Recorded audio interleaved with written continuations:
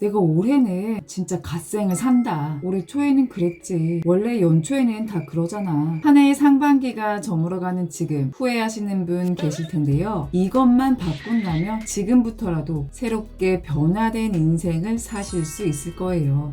안녕하세요. 둥이별리사 둥변입니다. 작심삼일하는 친구나 가족을 보며 넌 왜 이렇게 의지가 약하니? 물어본 적 있나요? 그리고 무언가를 하면 정말 열정을 가지고 열심히 한다고 독종이라는 소리도 들어봤나요? 이렇듯 우리는 지금까지 모든 게 의지력에만 달려있다고 믿어왔어요. 열정, 노력, 의지만 있으면 인생을 바꿀 수 있고 갓생 살 수 있다고요. 하지만 과연 진짜 그럴까요? 오늘은 노력만 하는 독종은 모르는 성공의 법칙에 대해 소개드릴게요. 노력, 의지력 얘기 아닙니다. 오늘 영상에 집중해보세요. 2번 이상 둥이별리사가 읽은 책. 오늘의 두둥책은 벤저민 하디의 최고의 변화는 어디서 시작되는가입니다. 이 책의 저자인 벤저민 하디는 조직 심리학자로 자기개발 분야 파워 블로거이자 베스트셀러 작가인데요. 아주 탁월한 기획자이기도 해요. 저자는 환경을 바꿔 인생을 설계한 후 완전히 다른 삶을 살게 된 자신의 경험을 바탕으로 이 책을 완성했는데요. 그는 자신의 경험으로 자신을 변화시킬 가장 효과적인 방법은 외부 환경을 활용하는 것이라는 것을 알아냈어요. 환경이 갑작스럽게 바뀐다면 여러분은 바뀔 수밖에 없으니까요. 저자는 직접 환경의 중요성을 경험했는데요. 그는 11살 때 엄마가 이혼하면서 우울증에 걸린 약물 중독자 아버지와 살았어요. 그러면서 그는 항상 자신의 환경이 불우하다고 생각하곤 했죠. 언제나 이런 불우한 환경에서 생활할 수 없다는 생각에 그는 20살이 되자 한밤중에 매일 달리기를 시작했어요. 정말 별것 아닌 것 같았지만 이를 통해 그는 명확하게 사고할 수 있었고 그 사고를 통해 고향을 떠나 교회에서 봉사활동을 해봐야겠다는 생각도 하고 실행을 했죠. 새로운 환경을 만들어 보자는 노력이 있었는데요. 이렇게 새로운 환경 속에서 저자는 책을 읽고 글을 쓰면서 전혀 다른 사람으로 변하게 되었다고 해요. 2년 뒤 고향에 돌아왔을 때 완전히 다른 사람이 된 저자와 달리 가족은 여전히 마약 중독이었고 가족뿐 아니라 친구들 역시 중독 상태였죠. 그때 저자는 깨닫게 됩니다. 사람의 삶을 바꾸는 가장 중요한 요인은 변화에 대한 의지나 태도가 아니라 환경이란 것을요. 이런 저자의 경험을 통해 쓰여진 이 책은 한마디로 환경이 갑작스럽게 바뀐다면 자신도 바뀔 수밖에 없다. 최고의 변화는 환경이 만든다라는 것을 강조하며 크게 3개의 파트로 나눠서 얘기하는데요. 1. 최고의 변화는 환경이 만든다. 2. 사람은 어디에서 성장하는가. 3. 최적의 환경을 설계하라. 이 중에서 제가 큰 영감을 받은 곳은 2번째 파트인데요. 그중 6번째 챕터에 있는 삶의 불필요한 것을 덜어내라 부분이에요. 제가 첫 번째 두둥책에서도 비슷한 말씀을 드렸었는데요. 창을 닫는 연습을 하라는 것이었는데 이번에 다시 한번 강조하고자 해요. 워킹맘인 제 상황에서 자기 개발을 위해 창을 닫고 불필요한 것을 덜어내는 게 시급하기 때문인데요. 출근 전까지 쌍둥이 엄마로, 출근 후에는 변리사로, 업무 퇴근 후에는 육퇴까지 다시 엄마로 되돌아가는 생활이 매일 반복되기 때문이에요. 이런 삶을 반복하다 보니 물건이나 시간뿐 아니라 감정까지도 버리지 않는다면 성장을 위한 생활을 지속할 수 없을 것 같다는 생각이 매일 매 순간 든답니다. 삶의 군더더기가 많을수록 우리의 성장은 그만큼 지체되거든요. 이런 저에게 이 책은 정말 필요한 말들을 해주었는데요. 주의를 분산시키는 요인을 제거하라. 자신에게 해로운 사람을 멀리하라. 필요한 일이라면 당장 실행하라 등등이 있었는데 저에게 새롭게 와닿은 2가지를 소개해보고자 합니다. 1. 불필요한 물건 없애기. 세계적인 동기부여가 브라이언 트레이시는 부자의 책상엔 절대 너저분한 서류 더미가 없다고 말했는데요. 벤저민 하디 역시 맑은 정신을 가지려면 환경부터 깨끗하게 정리해야 한다고 언급했어요. 이건 책상뿐만 아니라 주방, 자동차 안, 창고도 포함돼요. 이것들을 정기적으로 살펴서 사용하지 않는 모든 것을 없애는 것인데요. 이런 생활 방식은 한참 유행했던 미니멀 라이프와 일맥상통한다고 볼 수 있어요. 자발적으로 불필요한 물건과 일을 줄여 본인이 가진 것에 만족하는 삶,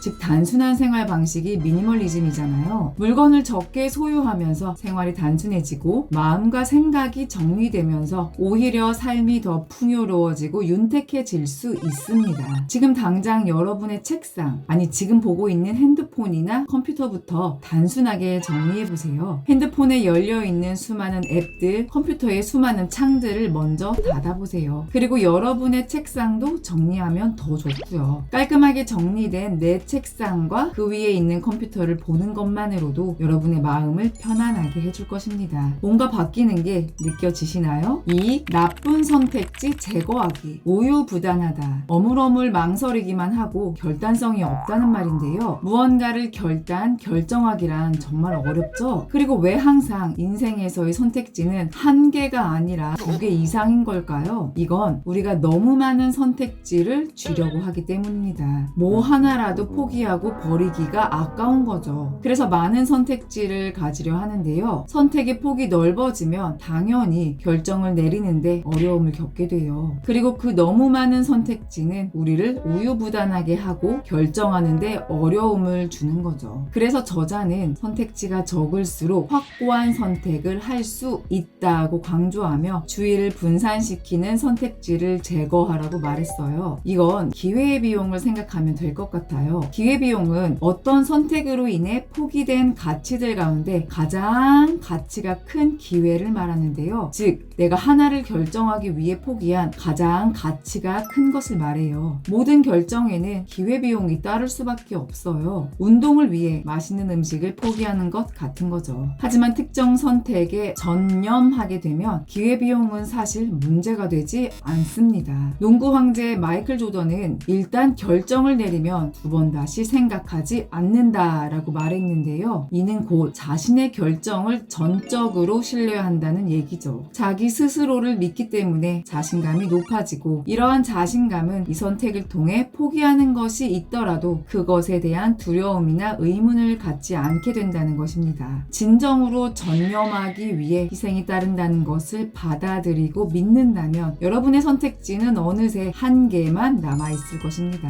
사실 이 두 가지 방법 다 너무 단순하고 쉽죠. 이런 걸로 인생이 바뀔까 싶죠. 이렇게 환경을 바꾸는 것은 어렵지 않아요. 단순하고 쉬운 방법으로 충분히 새로운 환경을 만들 수 있답니다. 하지만 항상 제가 말씀드리는 말이 있죠. 기승전 행동 말이에요. 이렇게 쉬운데 행동하시지 않겠어요? 단순하게 책상을 정리하거나 나를 믿으며 나쁜 선택지를 제거하는 이 방법만으로도 여러분의 환경은 성공의 환경으로 변하게 된답니다. 내가 환경을 만들지 않는다면 환경이 나를 만들게 된답니다. 오늘은 철학자 프랜시스 베이컨의 말로 마무리하려고 해요. 환경은 약한 자를 지배하지만 현명한 사람에게는 목적을 달성하는 수단이 된다. 불필요한 것을 덜어냄으로써 성장하는 환경으로 설정하는 하루 되시기를 바랍니다. 지금까지 둥이별리사 둥변이었습니다. 오늘도 원하는 것에만 집중하는 하루, 행복한 하루 보내세요. 감사합니다.